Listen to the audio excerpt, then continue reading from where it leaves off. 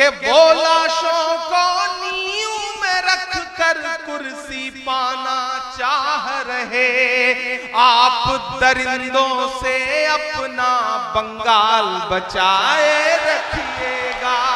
سواگت ہے دوستو آپ سبھی کا دیہات کی آواز میں آپ کے ساتھ محمد ارشاد۔ آئیے دوستو عمران پرتاپ گری کی ایک شاندار نظم سنتے ہیں۔ اس سے پہلے بتا دوں، ہمیشہ کے لیے کچھ بھی نہیں ہوتا، اپنے آپ کو دباؤ کا شکار نہ بنائیں۔ کچھ بھی ہو، کیسے بھی حالات کیوں نہ ہو، وہ بدلیں گے، ضرور بدلیں گے۔ آئیے سنتے ہیں نظم۔ تو آپ سے گزارش ہے ویڈیو کو لائک کیجیے اور چینل کو ضرور سبسکرائب کیجیے۔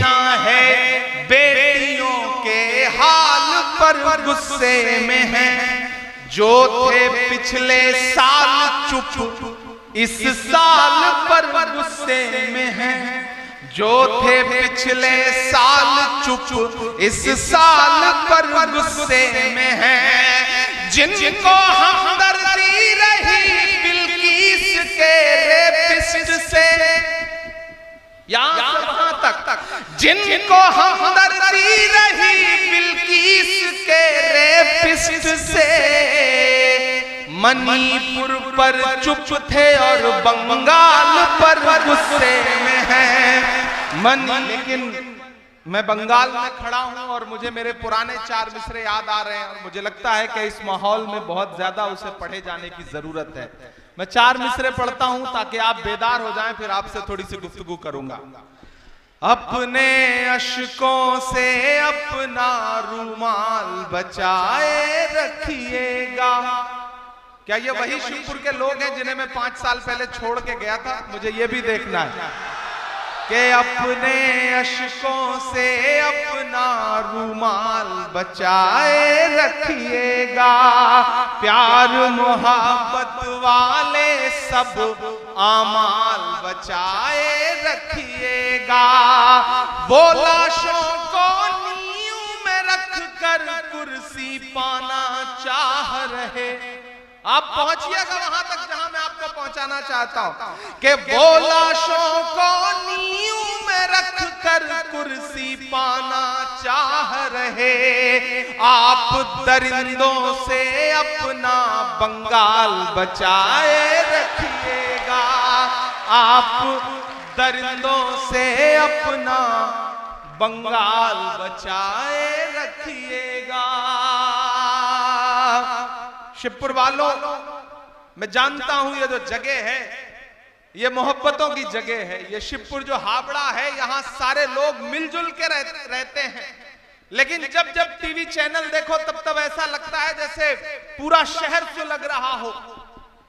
کبھی کبھی میں سوچتا ہوں کہ جب میں ٹی وی چینلوں پہ بنگال کی، شیوپور کی، ہابڑا کی، کلکتہ کی خبریں دیکھتا ہوں تو میں اپنے یہاں کے ساتھیوں کو، صبا اسماعیل صاحب کو فون لگاتا ہوں کہ کیا بنگال میں سچ میں ایسا کچھ ہو رہا ہے؟ تو وہ بتاتے ہیں بھائی ہمیں تو پتہ ہی نہیں، ہم تو یہاں بیٹھے ہوئے ہیں، ہمیں بھی ٹی وی چینل پہ دکھائی پڑ رہا ہے، یہاں تو ایسا کوئی معاملہ نہیں، جبکہ بنگال بہت محبتوں کا شہر ہے۔ میں 4 مصرے اور پڑھتا ہوں۔ آپ درندوں سے اپنا بنگال بچائے رکھیے گا، کہ چاہت والے سارے موسم ساتھ مناتا ہے بنگال، چاہت والے سارے موسم ساتھ مناتا ہے بنگال، چاہے خوشیاں ہوں یا ماتم ساتھ مناتا ہے بنگال، نفرت والوں آ کر دیکھو اپنی آنکھوں سے۔ اب یہاں سے وہاں تک ایک ہاتھ اٹھے اور آپ کی تالیوں کا شور دلی تک جائے جو میں مصرے پڑھنے چل رہا ہوں۔ میں اس دور میں جو سچ بول رہا ہوں یہ کسی ٹی وی چینل پہ نہیں دکھایا جائے گا، لیکن آپ کی تالیوں کے شور کے ساتھ اسے دلی تک پہنچنے سے بھی کوئی نہیں روک سکتا، کیونکہ اس میں بنگال کی تہذیب ہے، اس میں بنگال کی محبت ہے۔ میں مصرے پڑھ رہا ہوں۔ آئیے دوستو نظم سننے کے بعد دوائے دل کتاب سے کچھ بہترین باتیں سنتے ہیں۔ ایک مثال، امام غزالی رحمت اللہ علیہ نے ایک عجیب انداز سے یہ بات سمجھائی ہے۔ فرماتے ہیں کہ ایک بادشاہ کا بڑا باغ تھا جس کے کئی حصے تھے۔ اس نے ایک آدمی کو بلایا اور اس کے ہاتھ میں ایک ٹوکری تھما دی اور کہا کہ میرے باغ میں داخل ہو جاؤ اور بہترین پھلوں سے ٹوکری بھر لاؤ۔ बड़ा इनाम मिलेगा, मगर शर्त यह है कि जब अंदर से गुजर कर आ जाओ तो तुम्हें दोबारा वापस जाने की इजाजत नहीं होगी। उसने कहा, चलो ये तो कोई बड़ी बात नहीं। वो टोकरी लेकर चल पड़ा। एक तरफ से दरवाजे में दाखिल हुआ, देखा कि उसके अंदर फल हैं, मगर पसंद ना आए। अगले दर्जा में दाखिल हुआ, यहाँ फल पहले से बेहतर थे, फिर अगले दर्जा में बहुत बेहतर थे, और उससे अगले वाले दर्जा में बहुत ही बेहतरीन थे।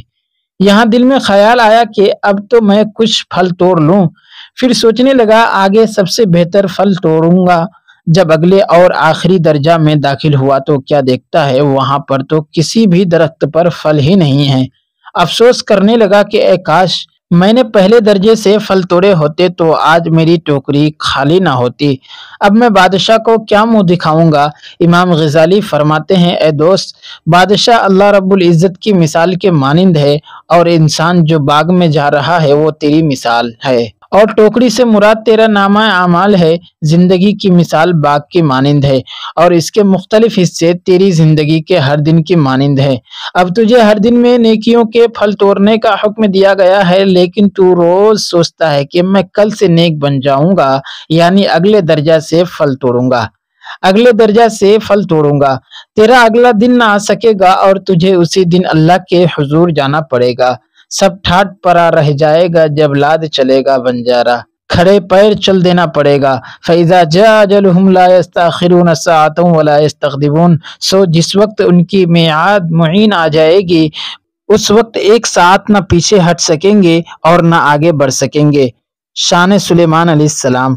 हजरत सुलेमान अलैहिस्सलाम अल्लाह रब्बुल इज्जत के जलीलुल कद्र नबी हैं। इतनी शान वाले नबी, उनको अल्लाह रब्बुल इज्जत ने नबूवत की शान भी अता फरमाई, और इंसानों पर भी, जिनों पर भी, हैवानों पर भी, परिंदों पर भी इतनी बड़ी बादशाही अता की कि सुभान अल्लाह। नबी अलैहिस्सलाम ने फरमाया, न उनसे पहले दुनिया की वो शाही किसी को मिली थी और न बाद में मिलेगी। सुभान अल्लाह। अल्लाह ताला ने उनको ऐसी शान अता फरमाई। बैतुल मक़दिस बनवा रहे हैं, उसकी तामीर के लिए उन्होंने जिनों को लगा दिया। खुद अपने लिए शीशे का कमरा बनाया कि मैं उसकी निगरानी करूंगा। अब अल्लाह के एक नबी हैं, इतने शर्फ वाले, इतने मकाम वाले, इतनी शान वाले हैं, और मस्जिद बनाने के काम में लगे हुए हैं, अल्लाह का घर बना रहे हैं। बल्कि परवरदिगार ने उनको भी इसी हालत में बुला लिया और अपने घर को मुकम्मल कराने की शक्ल निकाली कि वह जहां खड़े थे इसी तरह उनकी खड़ी रह गई। जिन्नात काम करते रहे, जब काम मुकम्मल हो गया, उनके असा को उस दीमक ने खा लिया, तब उनकी नाश जमीन पर आई। तब जिनों को पता चला कि उनकी वाकई मौत हो गई है। तो वक्त के एक नबी अल्लाह का घर बनाने जैसे अमल में मशगूल हैं, उनकी मौत का वक्त आ जाता है तो उनको भी मोहलत नहीं दी जाती, बल्कि अपने पास बुला लिया जाता है। हमें किस चीज ने मौत से गाफिल किया? मेरी बहनों, बेटियों, अगर हम आज गौर करें हम किन कामों में लगे हुए हैं, हमारी क्या औकात है, हम किस खेत की गाजर मूली हैं। जब हमारी मौत का वक्त आएगा फिर उसे कहाँ पीछे हटाया जाएगा। हमें तो उसी वक्त पहुंचना होगा, किसी भी तैयारी का वक्त नहीं मिलेगा। ये जो जिंदगी है यही तो तैयारी का वक्त है, कोई इलाहदा वक्त नहीं दिया जाएगा। इस वक्त को गनीमत समझ लीजिए। कितने जनाजे बच्चों के हाथ में लेकर कब्रिस्तान जाते हुए हमने लोगों को देखा है। कितने जवानों के जनाजे कंधे पर लेकर जनाजा गाह में छोड़ आए। कितने जनाजे बड़ी उम्र वालों के थे। इस बात से पता चलता है कि उम्र के किसी भी मरहले में हमारी मौत आ सकती है। इसलिए हर एक को तैयारी करने की जरूरत है। कोई नहीं जानता मौत कब आएगी। हाँ, एक दिन बुलावा आ जाएगा। ये तो ऐसी बात हुई जिसने मौत की तैयारी नहीं की कि बारात वाले घर आ चुके और घर वाले लड़की के कान छिदवाने कहीं लड़की को ले गए। उनको कितनी शर्मिंदगी होगी कि उन्होंने कोई तैयारी की ही नहीं थी। बिल्कुल इसी तरह हम अगर मौत की तैयारी ना कर सके तो जब मलकुल मौत आएंगे उस वक्त पशेमान होकर कहेंगे, क़ाला रब्बिरजिऊन लअल्ली अअमलु सालिहन फीमा तरक्तु। अल्लाह हमें एक मर्तबा और मोहलत दे दे, हम नेक काम करेंगे। मगर कहा जाएगा, कल्ला, हरगिज नहीं। चुनांच मौत की तैयारी आज करने की जरूरत है। ये ऐसा अमल है जो हम में से हर एक के पेशे नजर है। दोस्तों, वीडियो के आखिर में आपसे गुजारिश है, अगर वीडियो पसंद आई हो तो वीडियो को लाइक कीजिए और चैनल को जरूर सब्सक्राइब कीजिए।